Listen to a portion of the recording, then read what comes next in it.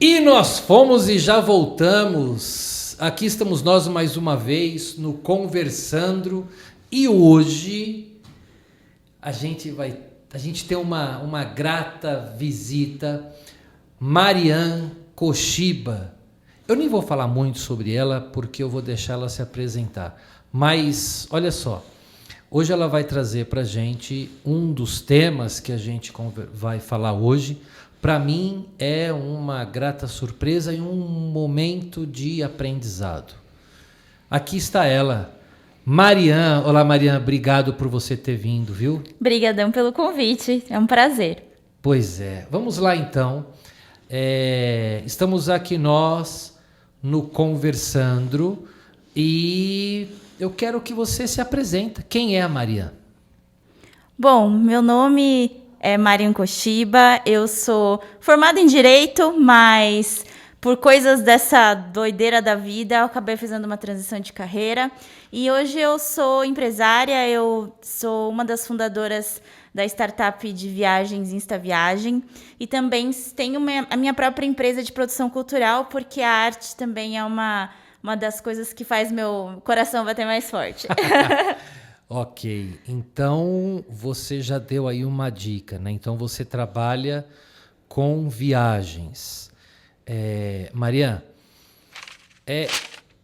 normalmente quando a gente quer viajar, então, por exemplo, quando eu casei, eu fui para Serras Gaúchas. Então, eu e a Márcia, nós escolhemos, nós queremos ir para este lugar, para Gramado, Canelas, Serras Gaúchas,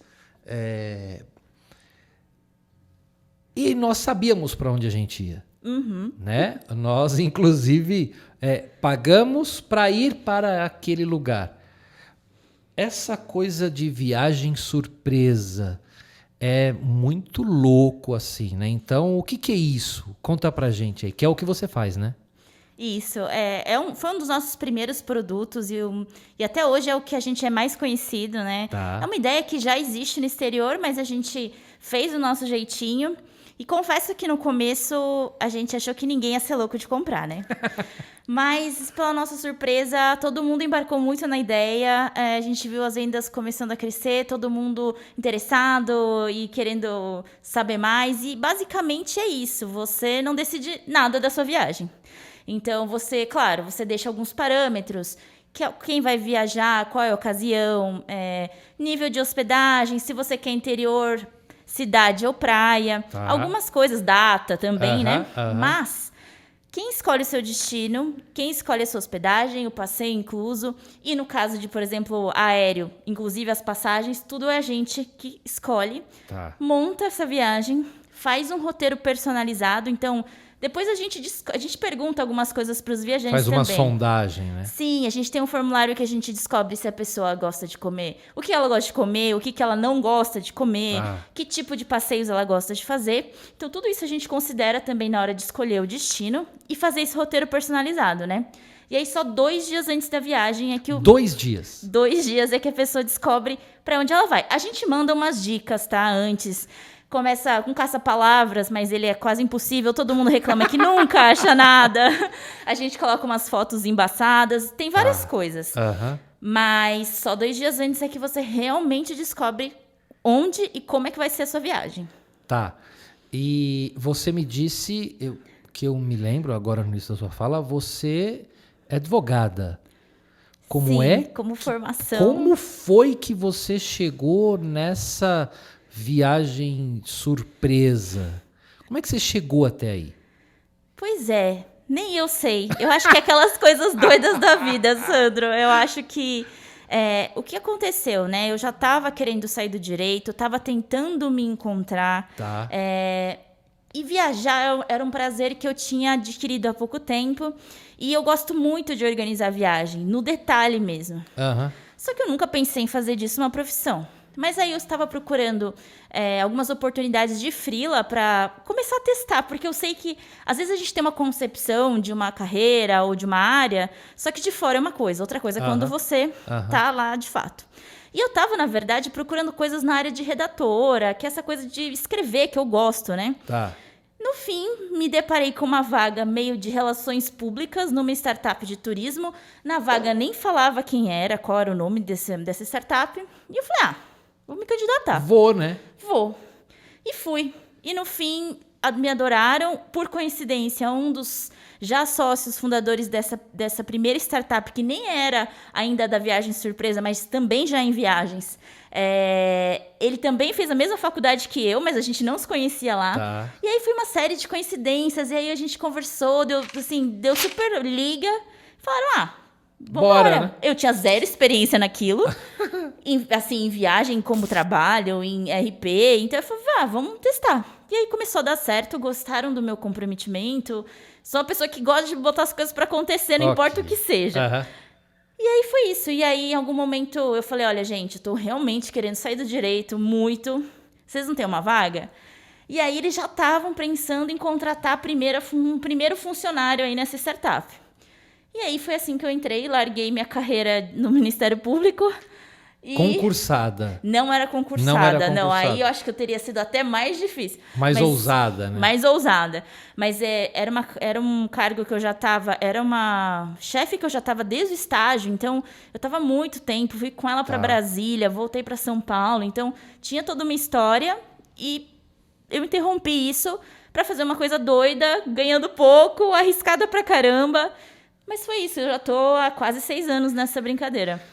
Cara, mas assim, é legal que aqueles que nos acompanham, o nosso último episódio foi com o André, falando sobre a carreira do advogado, a gente falou um pouco sobre direito e justiça. Como é que você acabou o ensino médio, prestou vestibular e você queria ser advogada? Ou não? Então, não. Nunca tinha passado isso na minha cabeça. Meu Deus. Eu sempre soube que eu era de humanas por uma total inaptidão para qualquer coisa que envolvesse exatas e biológicas. Bem-vindo à turma, né? Eu acho que eu não sei se humanas por vocação, mas por exclusão, realmente, com certeza, né? Do NIT saiu isso, né? É isso. Tá.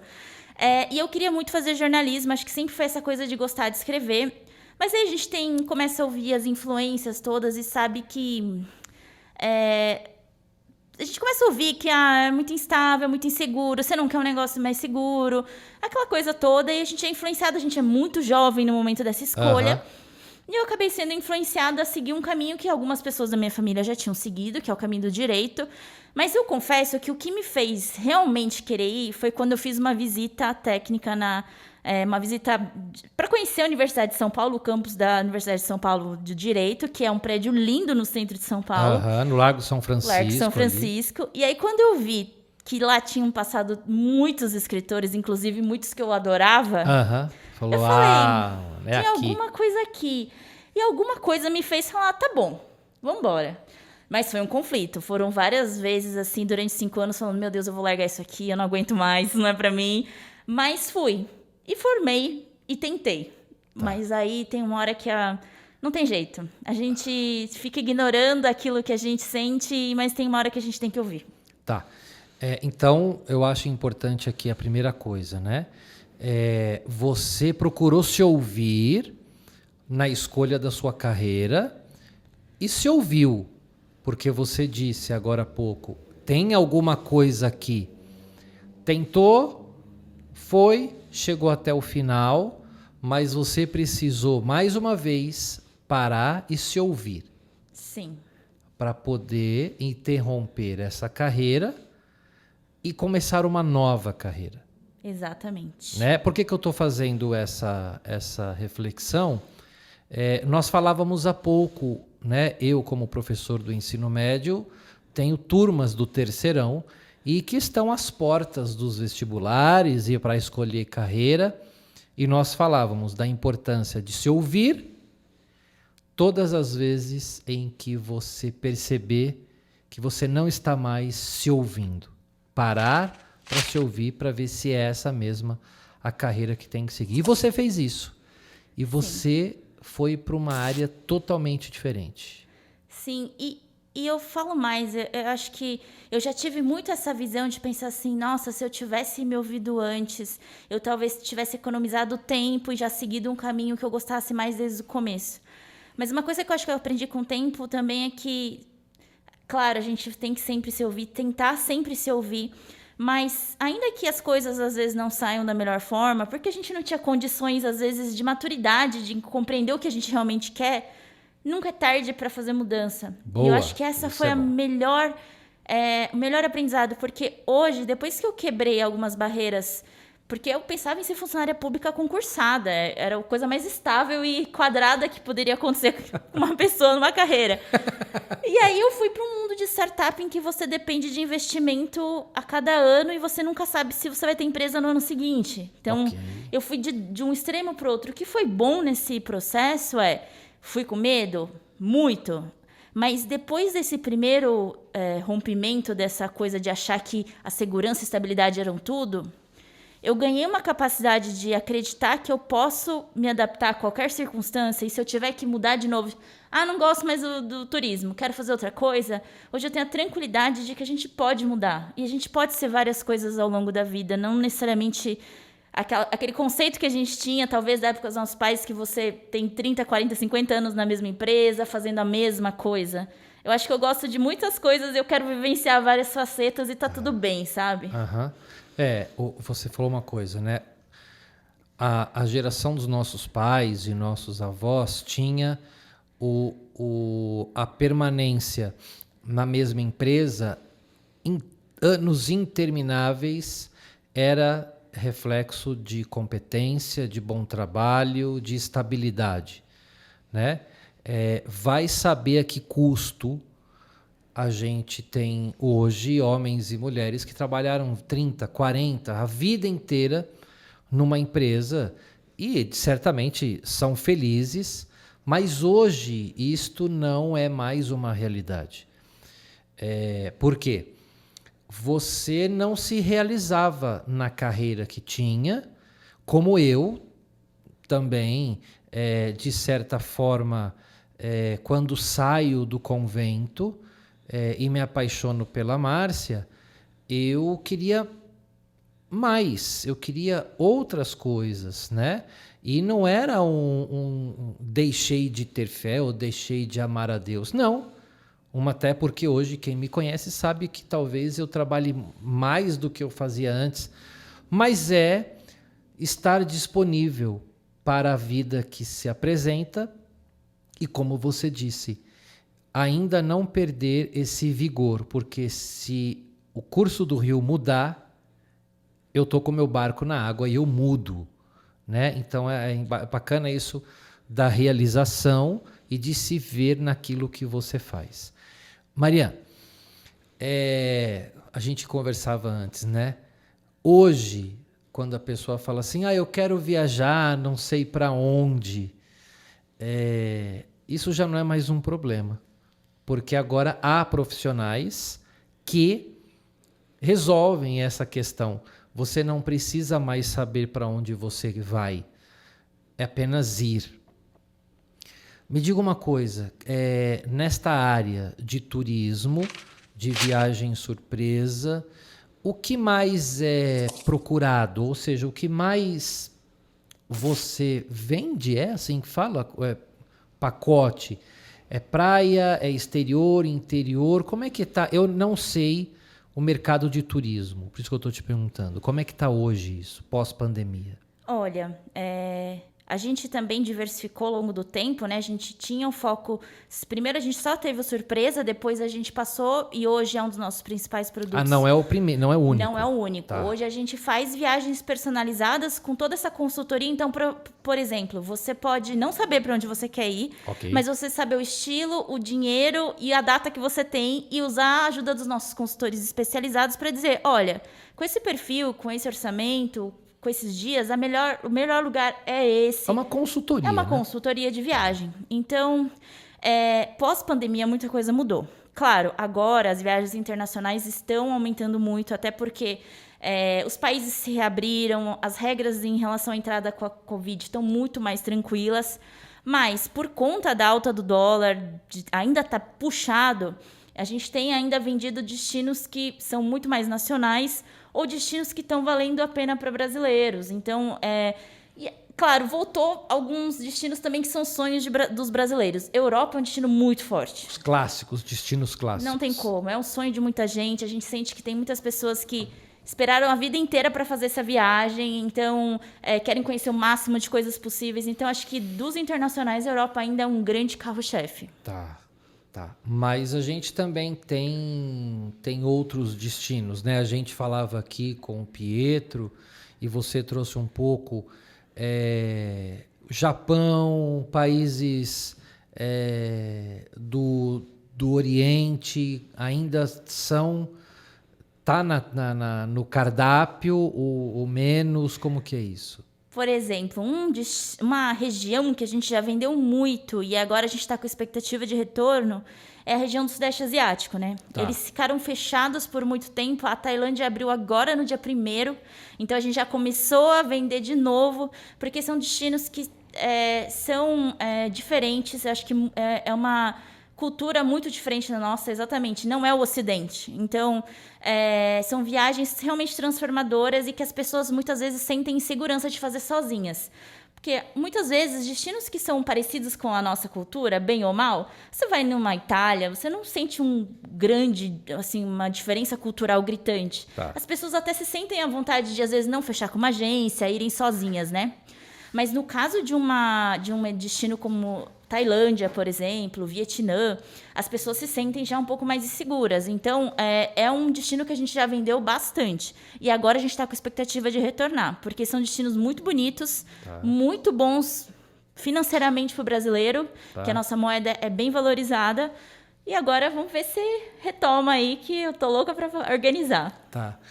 Me diga uma coisa, falando um pouco do cenário mundial, né? Rússia e Ucrânia. Isso impactou? Olha, eu posso dizer que os últimos anos não têm sido fáceis para quem trabalha com turismo, né? Primeiro veio a pandemia, que eu acho que foi um desafio sem precedentes para o turismo mundial. Acho que foi uma coisa que realmente pegou todo mundo de surpresa. Mas foi muito bom porque a gente começou a rever muitas coisas. Acho que o mercado inteiro reviu muitas coisas nesse processo. Mas sim, aí logo depois a gente estava recuperando, veio essa questão da guerra, e aí com certeza a gente sente na hora o impacto das pessoas. Não, acho que não vou fechar agora, vamos esperar como é que vai ser, então, mas logo passa também. Se as pessoas já se sentem é uma coisa muito volátil. Então, a gente sente, por exemplo, existe uma variação da moeda estrangeira por conta das eleições. Ok. Aí também já cai um pouco porque o dólar ficou mais caro. Então, lazer é uma coisa que não é um gasto essencial, né? Então ele primeira coisa que a gente corta é isso, às vezes. Então ele fica muito à mercê de algumas coisas que a gente tem que ficar ligado. E acontece mesmo. Tá. O cenário político, ele interfere? Interfere muito porque o dólar, o mercado acompanha essa questão da eleição e isso atrapalha não, impacta Sim. a cotação das moedas. E para quem está querendo viajar para o estrangeiro, eles ficam muito ligados porque isso impacta muito o custo final da viagem. Então, com certeza, isso impacta, sim, o pessoal a fechar as viagens. Mas o teu trabalho ele consegue te dar esta percepção. Estão viajando mais hoje ou não? Do que antes da pandemia? É. Olha, eu acho que já tem uma boa recuperação, mas aos níveis anteriores à pandemia, eu acho que ainda falta um pouco. Muitas rotas aéreas não foram retomadas completamente. Então, por exemplo, um exemplo que a gente também fazia muito era a África do Sul, mas a frequência de voos caiu muito, então isso encarece muito as passagens aéreas. Então, muita gente também, eu acho que até pela própria situação econômica do país, tá uma situação financeira complicada. Então, é o que eu te disse, lazer não é a primeira das prioridades. Então, muitas vezes o pessoal vai postergando sonhos ou gostaria de fazer uma viagem que antes da pandemia pagaria 30 mil e hoje já está o dobro. Tá. Então, muita coisa ou a pessoa revê ou ela acaba tendo que fazer uma viagem mais simples. Então, o padrão ainda de viagem está um pouco diferente do antes da pandemia, mas está tendendo a melhorar bastante, assim. Okay. Acho que 2023 vai ser uma retomada legal. Legal.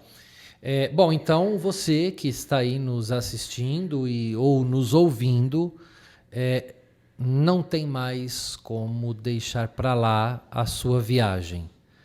Se você quer viajar, lá no final, hoje a Mariana vai dar todos os contatos, enfim, pronto, tem alguém que cuida disso e é muito legal, né? Porque o que é bacana, além de você conhecer uma nova cultura ou de um lugar que você não programou, né?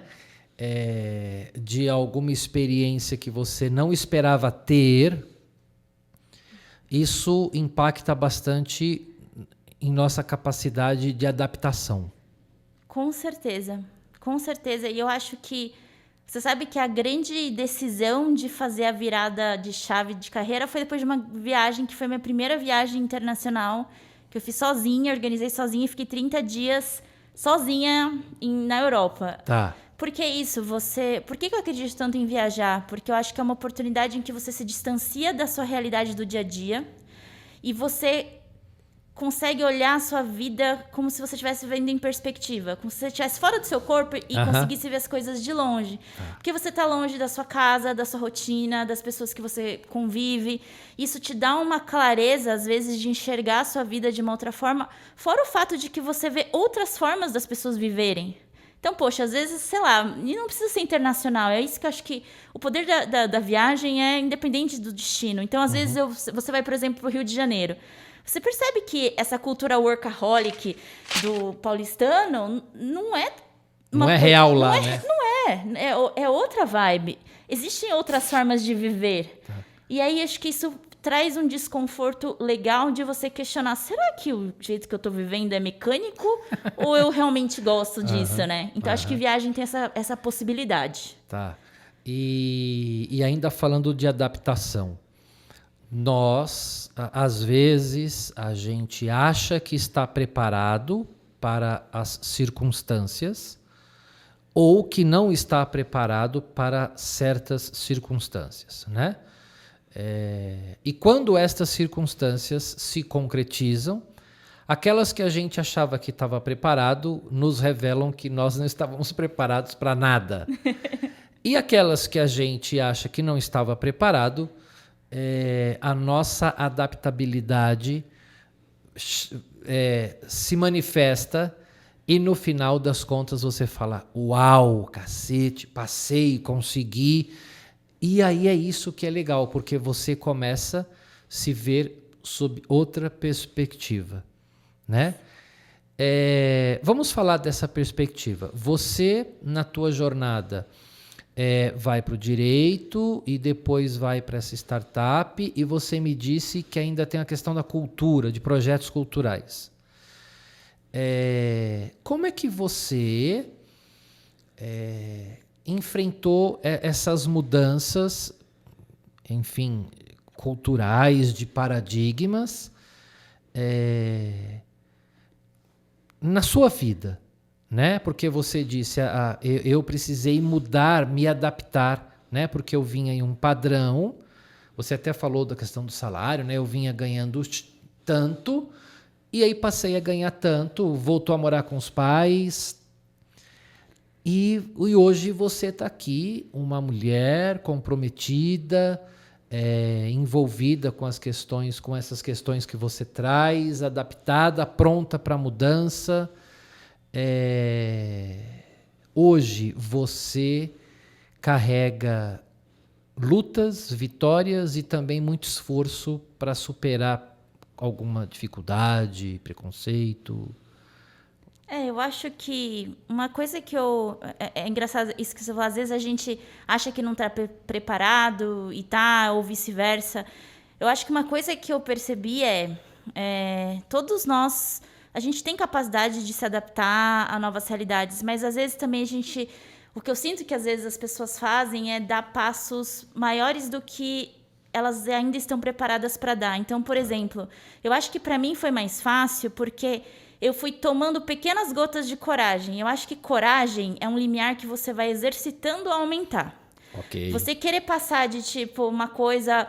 Não, você não tem coragem nem de olhar para a beira de uma coisa alta e depois querer pular de bungee jump no segundo seguinte. Eu acho que... Não, vamos pular de uma coisinha mais baixa, depois aumentar um pouquinho. Ok. Então, acho que foi isso. Processos, estágios, né? Só que é muito difícil você lidar com a ansiedade de entender que você precisa dar tempo às coisas. E você é precisa ansiosa? respeitar... Nossa senhora, né? Ô, minha gente, basicamente, senhora ansiedade, né? Tem condição. Isso aqui é uma coisa que eu não sei se eu vou resolver nessa vida. Acho que vai ficar pra próxima. Mas é isso, de entender que você tem um processo, você tem um tempo e você precisa respeitar. Então, Isso é eu fui começando assim, tá bom, já sei que não gosto, mas não gosto do direito, mas eu preciso me sustentar. Não, pedir demissão sem nada, não vou conseguir. Isso seria um passo muito pra mim. Então, eu vou começar, vou testar umas coisas, vou fazer uns cursos, vou testar fazer uns freelas. O processo de transição, né? Eu vou dando um passinho e falando, olha, consegui. Consegui. Até que chega um momento que você se sente pronto a tomar um passo maior. Então, acho que esse foi o maior aprendizado. De entender que as coisas são um processo. Não querer atropelar. Querer dar um passo além daquilo. Mas, para isso, você tem que entender o que você está disposto ou não a aguentar de cada escolha que você toma. Porque todas elas vão ter o lado ruim. Todas elas vão ter o lado complicado. Então, acho que poder, assim... Acho que uma das partes mais difíceis foi lidar com o fato das expectativas dos outros sobre mim. Isso tanto da minha família, eu acho, quanto mesmo da faculdade. A gente ouvia toda hora na faculdade, porque vocês serão juízes, vocês serão promotores. E você fica assim, nossa, eu tenho que ser uma excelência, né? Uma autoridade, porque senão eu falhei, né? E você vai ouvindo tudo aquilo, e aí dentro disso, uma coisa que a gente estava até conversando antes também, eu acho que tem toda uma expectativa... das pessoas asiáticas, sobre as pessoas asiáticas, de serem pessoas sempre muito estudiosas, CDF, né, como nerd, e que, enfim, são muito inteligentes e fazem tudo com primor, e fazem tudo certinho. E tudo isso, acho que foi uma cobrança muito grande que eu demorei para conseguir. Por exemplo, eu não conseguiria abandonar a faculdade.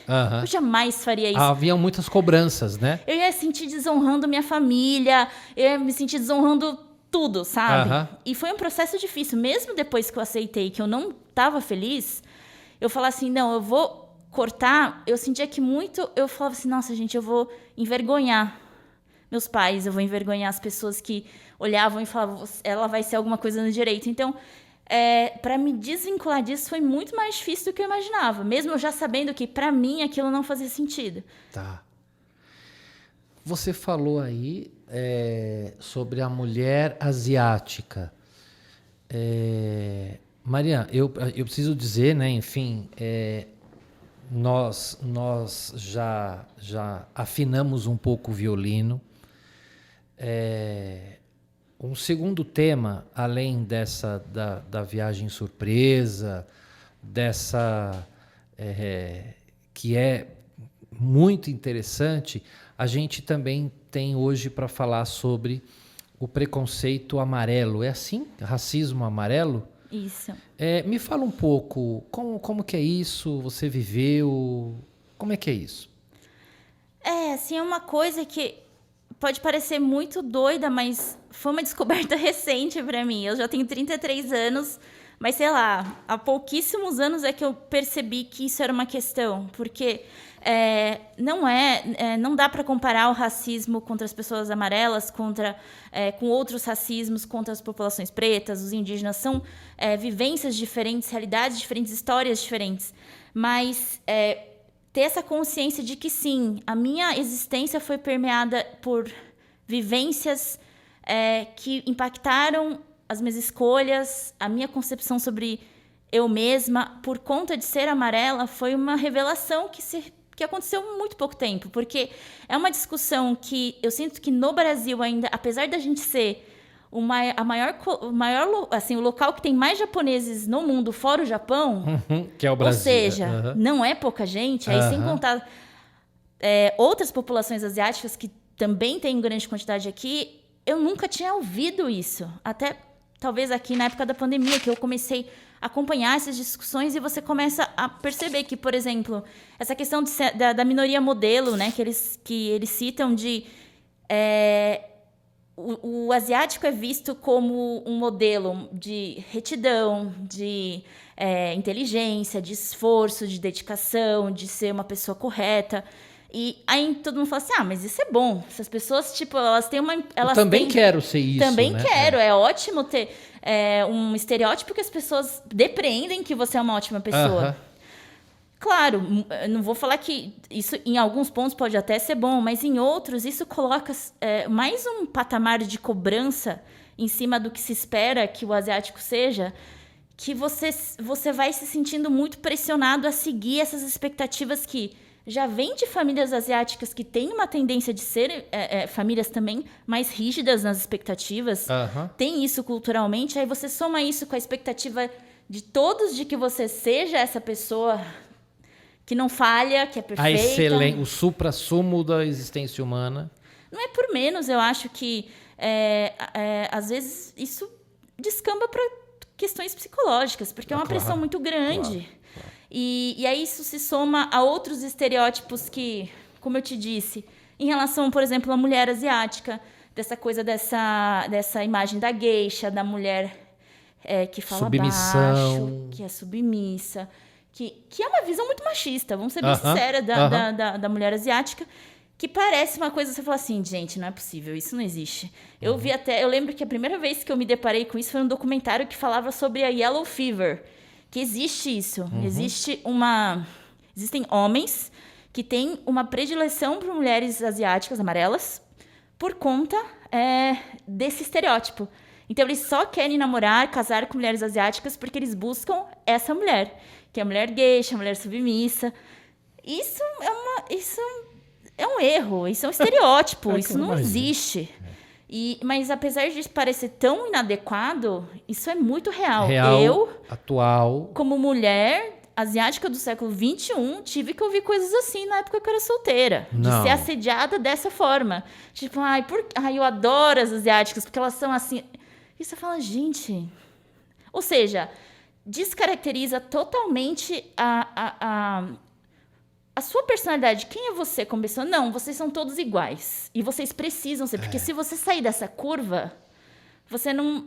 Tem alguma coisa errada com você. Então... E aí a vivência de uma pessoa asiática dentro de um país e de uma cultura não asiática fica ainda mais contraditória, porque você não se vê naquela que é a maioria da população, no caso no Brasil, que é uma população não asiática, então você não se enquadra nisso, mas se você não segue o estereótipo do que essa sociedade tem sobre o asiático, você também não se enquadra no asiático. Meu então Deus, o que você é então, né? Exatamente. Então, se você não é padrão asiático, e se você não é não asiático por conta da cultura, da raça, você fica onde, né? Você fica num limbo que, depois que você é adulto e você já passou pelas coisas, questionou, fez terapia, né?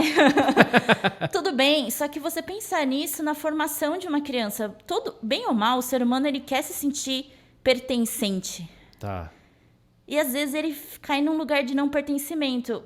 Eu lembro na minha infância, uma das coisas que mais me marcou, e até um dos motivos por eu ter até me afastado um pouco da comunidade asiática na minha cidade, é que eu sofri um pouco de preconceito de outras crianças asiáticas. Eu sinto que talvez porque eu também não correspondesse um pouco ao padrão, eu nunca entendi muito bem. Não era nada geisha, era mais um samurai, né? Então você fica nessa coisa, gente, da onde que eu sou? Aqui eu pertenço. E aí, inevitavelmente, você acaba indo para um lado de... Bom, então eu tenho que me adequar para pertencer a alguma coisa. Só achar minha turma. Então, eu sinto que em alguns momentos eu tentei ser o estereótipo da asiática minoria modelo. Tá. E teve uns momentos em que eu quis ser tão rebelde para me afastar disso, para negar, que eu acabei até negando a minha própria cultura e a minha própria origem. Eu comecei a, sabe, a ter uma relação de não aceitação desse meu lado. Eu acho que exatamente por ser tão ligada a esse estereótipo, que aí eu fui pro oposto. Ok. Nossa, eu quero uma ser negação. Tudo que não é relacionado a japonês. Tá. Ou seja, isso cria um conflito muito grande. Para você conformar tudo isso e entender que não é isso, aí eu tive uma relação conturbada com a minha própria ancestralidade, por conta desse estereótipo que eu fui massacrada de que se eu não seguisse, então eu não era japonesa. A japonesa do Paraguai, sabe, esses termos, né? Então, acho que é muito isso, assim. Mas é uma consciência muito recente. Eu acho que para muitos asiáticos, talvez nem tenha chego essa discussão ainda, entendeu? Legal. E olha, é aquilo que a gente falava, né? Eu não sei se Pietro, o Miguel já tinham ouvido isso. Eu talvez tenha ouvido, mas eu nunca parei, como hoje a gente está fazendo, para refletir sobre, né? Porque hoje soa estranho, soa preconceituoso, como é de fato, você chamar alguém de negão. Ô negão, mesmo que seja, quando é amigo, tem intimidade, a gente ainda mantém essa relação afetuosa, mas sempre com um certo medo, né? Agora, a gente falava, a gente nunca sentiu muito escrúpulo de chamar alguém de japonês. Porque não se via o preconceito no nível do racismo preto, né, contra as pessoas pretas. Do índio, então, nem se fala. Hoje a gente pinta nossas crianças na escola no dia do índio. né? Então, talvez o do índio hoje a gente tenha um pouco mais de consciência por questão ecológica, pelos crimes ambientais, pelo desmatamento, né? Por serem os nossos irmãos que aqui estavam e que nós, europeus, chegamos e os enganando, trocando terra por espelho, né? Mas você dizia que soa tão pior quanto. Eu acho que é aquilo. Claro que isso também depende de cada pessoa, mas é uma coisa ofensiva no sentido de colocar, despersonalizar. Eu sou Marian, eu tenho um nome. Eu sou uma pessoa. Eu não sou só. Diminuir isso ao japonesa. Quando não é, ou quando nem erra, né? Também chama de qualquer outra raça asiática que não é minha. Então, começa a falar palavras como se, em outras línguas asiáticas, como se isso fosse legal. Tipo, eu acho que é mais uma coisa sutil que reforça a ideia de que vocês são todos iguais, vocês não têm uma personalidade própria, vocês são esse grande estereótipo, então todo mundo é japonês.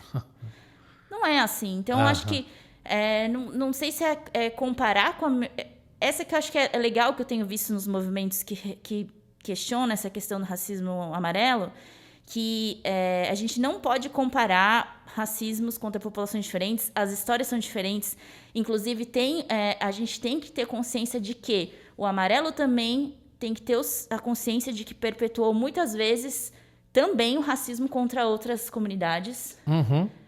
Então, tem que ter essa reflexão de que a gente tem que se unir, mas também ter consciência de que muitas vezes nós somos reprodutores de outros racismos. Os próprios protagonistas desse racismo. Então, eu acho que essa consciência, o legal tá sendo discutido. A gente começar a pensar sobre isso, a pensar por que não é legal, por exemplo, uma novela da Globo, que eu estava te comentando, colocar atores não asiáticos para papéis de japoneses e usar artifícios de maquiagem para torná-los japoneses, quando a gente tem uma é muito louco comunidade isso, né? enorme de artistas asiáticos. É muito louco, né? Você faz uma família asiática com um elenco não asiático usando recursos de maquiagem. É muito louco isso. E achar que é normal. Porque são nessas pequenas coisas que a gente percebe que a gente é apagado. E por coisas assim é que hoje eu percebo que a minha noção, essa autoestima da pessoa asiática também é uma coisa muito complicada quando você vive num país que você não tem referências nas grandes mídias e você não está dentro de um país asiático. Então, é o que eu te falava, de novo a gente se sente entre dois mundos. A gente não tem um modelo de beleza asiático porque a gente não está lá, a gente tem uma outra realidade, inclusive de clima, enquanto você também não é o ocidental brasileiro. Então, você sempre está num não lugar, no não encaixe, de não ser vista como um padrão de beleza, como um padrão de... dentro daquele universo. Você sempre está à parte, você sempre está meio perdido.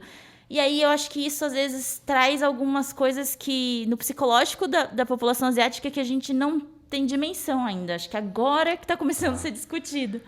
Esse não pertencimento, É um né? não pertencimento. Que dói porque... e aí me corrija se eu estiver errado, com toda a liberdade. Os asiáticos aqui no Brasil constroem o Brasil. Trabalham aqui, geram empregos aqui, e fazem parte da cultura brasileira, né? Como a gente sempre ouve falar, o Brasil é uma terra de muitas culturas, mas como você tem trazido, às vezes elas são estereotipadas, rotuladas. E não vou dizer que eu já não tive que ouvir, andando em plena liberdade, uma pessoa falando volta para o seu país. Você ouviu isso? Na pandemia, eu lembro que no começo, quando começou a ter um movimento muito preconceituoso contra os chineses por conta de acharem que tipo, o vírus veio de lá, então... Tá. E aí, claro, eu tenho noção de que as pessoas geralmente não sabem dizer se uma pessoa é asiático, chinês ou coreano ou japonês. Teve momentos no comecinho da pandemia que teve tantos casos de... A gente ouviu tantos relatos que eu fiquei com um pouco de medo de sair na rua sozinha. É mesmo? Porque eu falei, cara, às vezes as pessoas não têm noção e podem começar a ignorância... me hostilizar e sem razão de ser, né? E mesmo que eu fosse chinesa, né? Não tô querendo dizer que, tipo, se eu fosse chinesa, então... Não. Primeiro que essa teoria não faz sentido nenhum, né? Segundo que é isso, às vezes as pessoas ainda não têm noção de que sim, eu sou tão brasileira como todo mundo. Eu nasci aqui, meus pais já nasceram aqui. Então, são coisas que, claro, de novo, a gente não... Eu acho que a gente não sofre... a sociedade não tem uma dívida histórica com relação ao racismo amarelo tão grande quanto o racismo da população preta no Brasil. São coisas que a gente vai... Por exemplo, são coisas que eu nunca tinha parado para pensar. Eu tinha pensado muito mais no feminismo como um todo, no feminismo e até no racismo da população preta, mas nunca tinha parado para pensar em mim e nessa concepção até que eu te falei, que nos Estados Unidos é mais forte de discutir essas coisas e de pensar que eu sou uma pessoa de cor, eu não sou uma pessoa branca. Você é amarela. Eu sou amarela, eu não sou branca. E isso torna a minha vivência diferente como mulher e como pessoa. E isso foi uma coisa que parece... Eu falei assim, gente, é tão óbvio, né? Mas assim, eu nunca tinha parado para pensar. Eu não sou uma pessoa branca. É louco isso, né?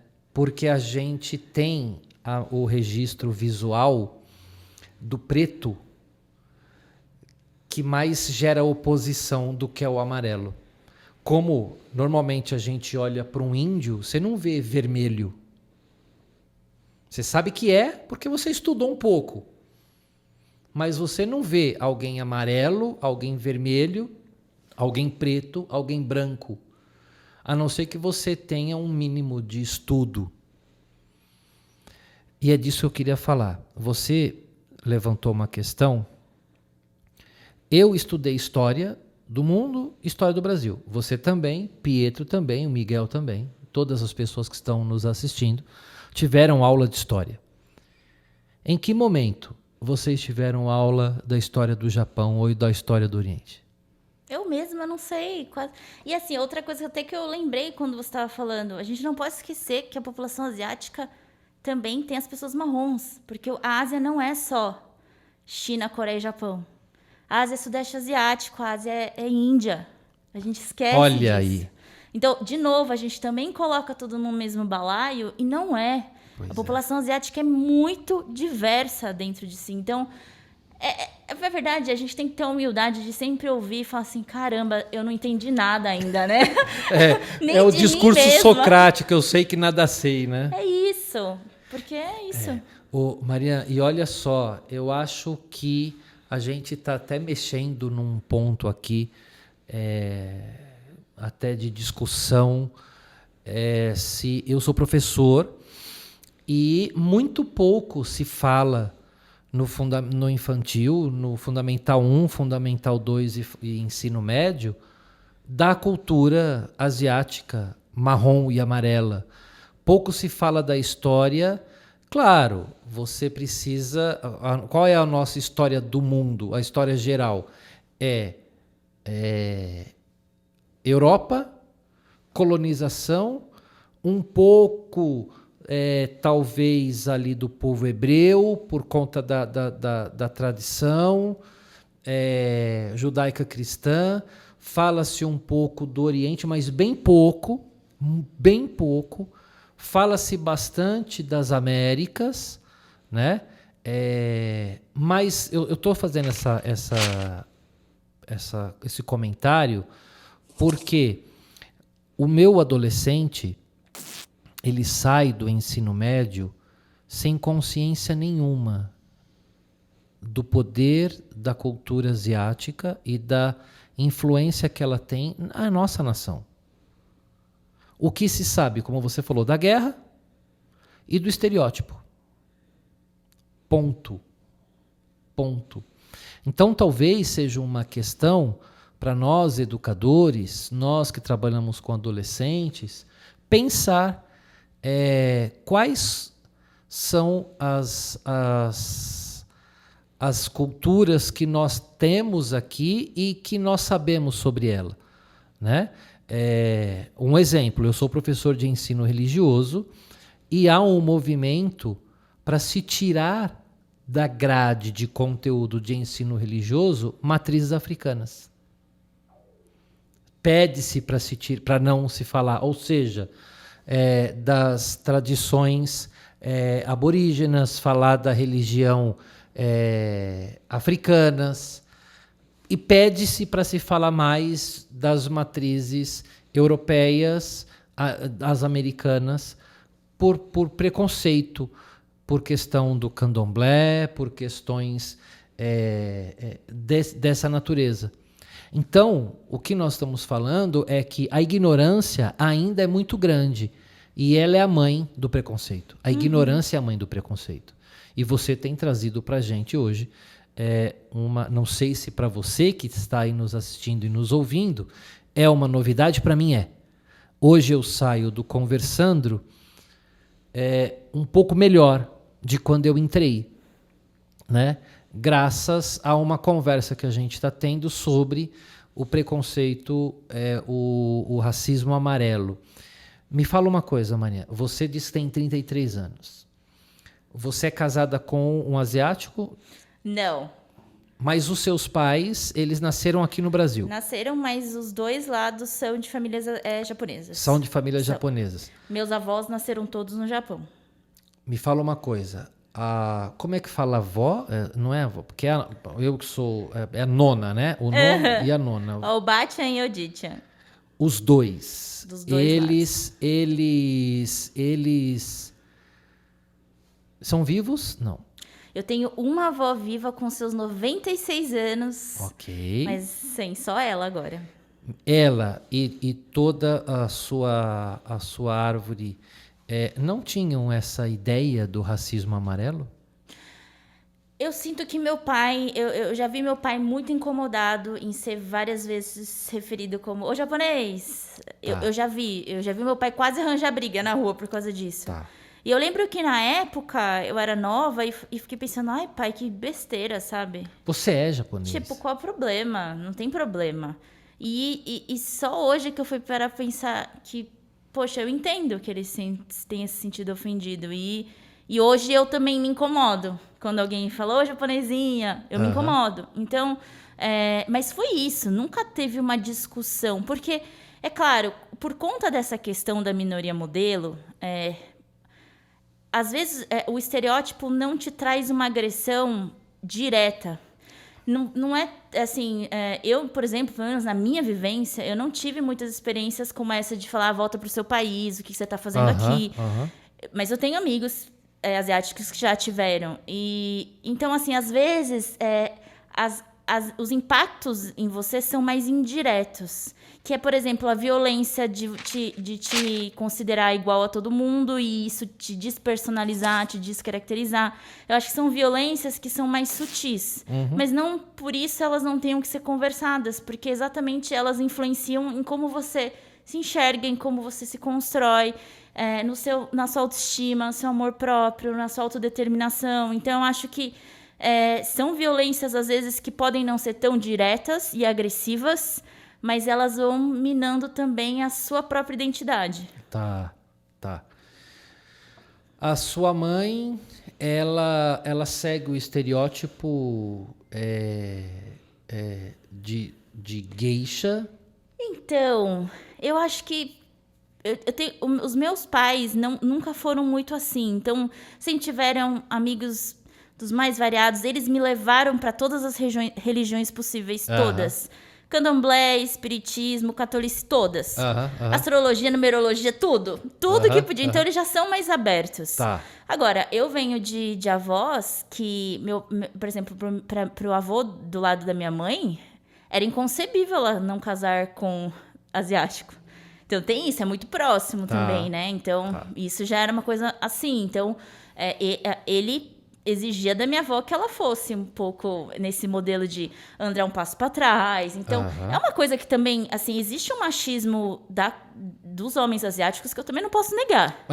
Mas é uma coisa que a gente tem que desconstruir como machismo, enfim, em geral, né? Claro. Como o próprio racismo, ele é, em geral, o Exatamente. preconceito. Tem isso também, um machismo dentro dessa relação, principalmente dos mais antigos. A gente sente isso, da mulher ser... Mas é isso, a gente já tá no século XXI, com, enfim, asiáticos espalhados no mundo inteiro, o feminismo sendo uma questão. Então, não, hoje não dá para esperar mais que nós, mulheres asiáticas, vamos seguir esse padrão tão antigo, né? E eu acho que é bacana também, Maria, a gente falar de que esse protagonismo da mulher asiática, ele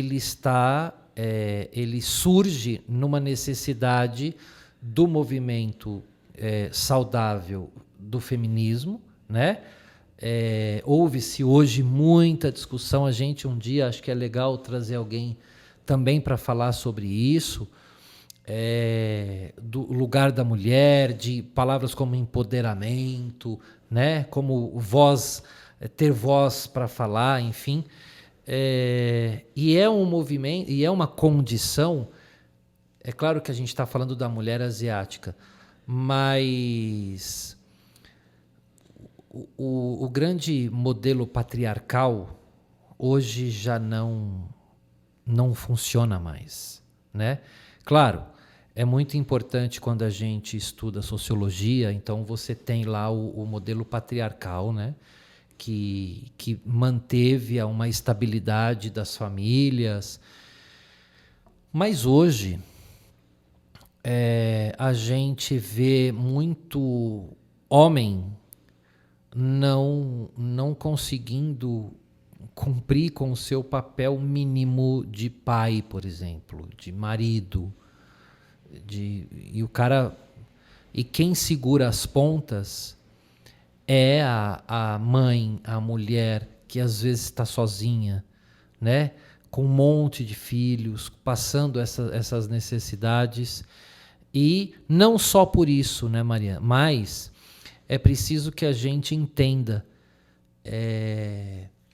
que não dá mais para essa submissão que se espera tanto das asiáticas como muitos heterotóxicos esperam de todas as mulheres.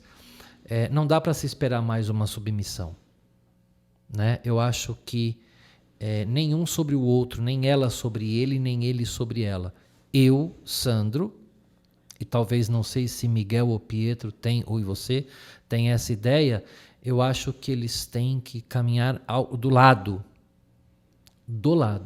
né? Evidentemente há momentos em que ele tem o protagonismo e há momentos em que ela tem o protagonismo, né?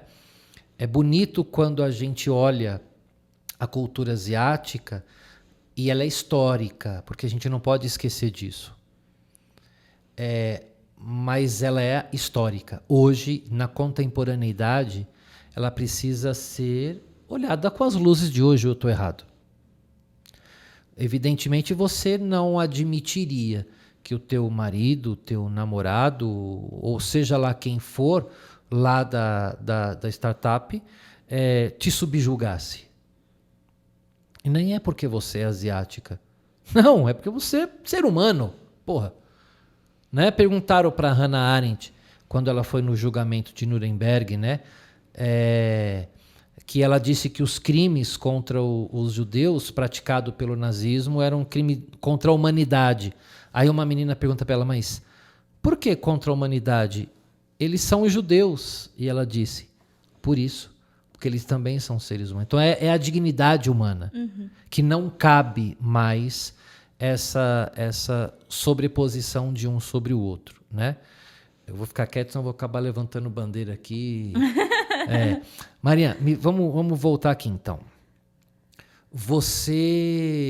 Hoje você virou a tua vida por outro caminho, não é? É uma mulher de negócios, é uma mulher que tomou conta do teu lugar, né? Com todas as histórias que você trouxe. E por falar em histórias, primeiro, lá das histórias das viagens de surpresa, pra gente, tem algum relato que você poderia contar pra gente, que você fala, olha, neste dia eu pensei, meu Deus, eu podia estar no júri, eu podia estar no tribunal, eu podia estar quieta lá, mas eu estou aqui caçando o que eu não perdi. Tem alguma história maluca assim? Acho que a história mais maluca que me deixou com mais medo foi quando um casal que já... Acho que duas, na verdade. Eu acho que uma foi que foi um casal... Eu sempre cito essa história porque foi muito importante para mim também como pessoa. Um casal de surdos-mudos procurou a gente para fazer uma viagem de, acho que 15 ou 20 dias de carro em Minas Gerais. E eu, assim, primeiro fiquei com medo absurdo de falhar, de não conseguir... Metê-los numa enrascada. Compreender as necessidades. Então, eles queriam fazer trilha, então entender que eu preciso ter um guia que seja preparado para falar com calma. Não necessariamente, eles conseguiam, né, fazer a leitura labial, então falar com calma, guiar de uma forma diferente. Que eles, por exemplo, lá queria assistir um espetáculo de arte. Então, o momento em que eu fui atrás disso e percebi o quanto a gente não privilegia formas de arte para todos os PCDs, todas as pessoas. Uma arte que não é inclusiva. Eu tive uma dificuldade democratizada, né? Enorme de achar. Enorme, assim. Eu tive que ligar para Deus e o mundo. Quase criar um espetáculo. Um espetáculo para suprir a necessidade. E você percebe quantos destinos estão despreparados, como as pessoas ainda estão despreparadas para um público que existe, que é super relevante, de pessoas que estão querendo vivenciar a vida e não encontram, às vezes, bens culturais e estruturas nos destinos para atender às suas necessidades. Então, foi um exercício de muita empatia, de entender o que eles precisam e perceber o quanto a gente está atrás ainda. Tá. Em realmente tornar acessível, tudo acessível a todos, né? E acho que a segunda história foi quando um casal que viajou com a gente surpresa... Aí foi de carro, foi tranquilo, mas depois eles falaram assim, olha, se a gente gostar, a gente vai voltar e vai fazer a lua de mel com vocês. Falei, tá bom, beleza.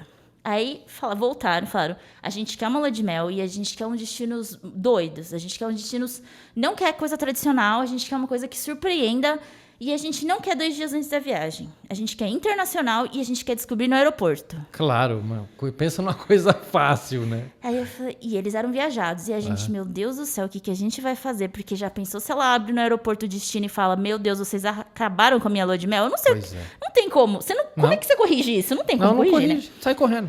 Enfim, fizemos isso. Aí ela deixou um padrinho de complô, porque o padrinho teve que fazer a mala, porque eles não sabiam para onde estavam indo. Então, o padrinho sabia onde era. Teve que fazer mala, arranjar a documentação, deixar tudo pronto. E eles só descobriram no aeroporto. Eu nunca tive tanto medo na minha vida de uma viagem dar errado. Só sei que no fim eles amaram os destinos, foram para Jordânia, Marrocos, Israel talvez, agora eu não vou lembrar, faz bastante tempo, mas Jordânia e Marrocos eu tenho certeza. E amaram. Que legal, hein? Mas olha, foi um frio na barriga, a gente falou, gente do céu, se isso dá errado, por que a gente aceitou? Nossa. É o que você falou, né? É contar com a adaptabilidade do ser humano para essas coisas. E outra, né, Maria? Gente, você tem que estar aberto ao novo. E uma pessoa que compra uma viagem surpresa, eu espero que esteja, né? Disposta, pelo menos, a viver aventuras inusitadas. Exato. Omar, vamos lá.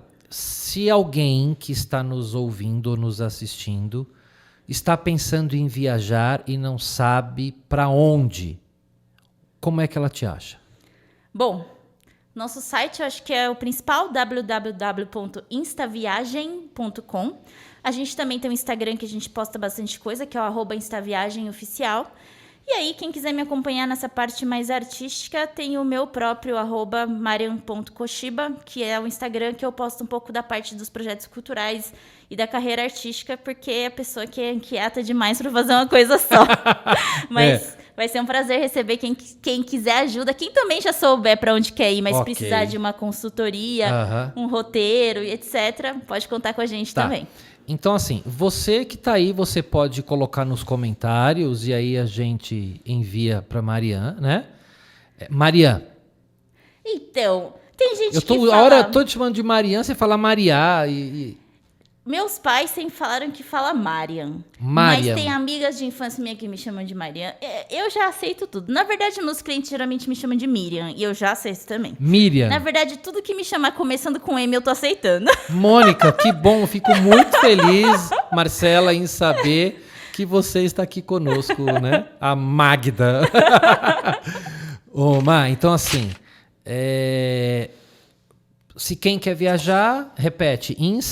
Instaviagem oficial. Instaviagem. Isso. Oficial. Esse é a nossa @ no Instagram. Tá. E também te acha no Instagram. Isso. E tem o de cultura, que a gente falou pouco hoje, né? De produção cultural, de projetos culturais, que é... O meu pessoal é marian.koshiba. Lá eu posto um pouco de tudo e do que está acontecendo. Legal. Para quem quer viajar, uma dica. Eu acho que Entre em contato com a gente. Entre em contato conosco, claro. Mas eu acho que é se programar com antecedência. Okay. Uma coisa que eu percebo é que as pessoas às vezes esquecem que, principalmente uma viagem internacional, né, precisa de pelo menos uns 3 meses de antecedência. Principalmente se você for uma pessoa que está sensível a preço. Você ter uma antecedência mínima é importante para você garantir as melhores opções com o melhor custo-benefício. Então, antecedência é importante, porque eu sinto que o brasileiro gosta muito de deixar as coisas para última hora. Então, tem gente que chega desesperado e fala, eu quero fechar uma viagem para a Europa para daqui a um mês. Você fala, tá, mas talvez esteja um pouco caro. Então, assim, eu acho que é isso. Eu acho que a minha maior dica é essa, não deixa para a última hora. Ok.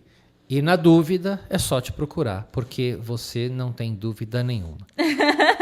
Cara, obrigado, de verdade, de verdade. Agradeço também ao Pietro e à esposa que deram aí a dica, né? Falaram, olha, vamos chamar, porque ela tem histórias bacanas, a gente tem outros temas até para falar. Obrigado de verdade, você é muito gente boa. Obrigada, Sandra. Fácil de conversar, me ensinou muito. Olha, quero aqui... diante de você, né, me colocar humildemente, se alguma vez eu errei com os amarelos, se eu errei com os marrons, se eu errei com os orientais, os asiáticos. Hoje eu saio daqui, acho que todos nós, né, Pietro? Eu saio daqui com mais conhecimento e mais preparado para poder conviver com o diferente. Obrigado de verdade, que Deus te abençoe muito, sua vida, seus projetos, e isso a gente espera que você volte. Que bom, brigadão pela conversa, foi uma delícia, Sandro, e vai ser um prazer voltar, com certeza. Espero que o pessoal tenha gostado aí das histórias. Ok, beleza. Então é isso. Você que esteve conosco até aqui, não esquece de clicar lá para curtir, no sininho, compartilha. Nós também estamos no Spotify, conversando, né? Mais alguma coisa, Pietro? Ah, é verdade. A gente começou com a mesa, né? Então a gente fez aí alguns encontros na mesa. Mas, Maria, eu tenho 2,4 m, né? Então eu ficava muito apertado. Aqui mesmo eu já tô meio precisando de um Dorflex. Mas, não sei, a gente mudou o cenário, né? A gente mudou a disposição. Coloca aí se vocês gostaram, se volta do outro jeito, a gente faz em pé mesmo. Mas é isso, obrigado por você estar aqui conosco. A gente se vê em breve. Maria, obrigado, beijo. Dá tchau para todo mundo, valeu.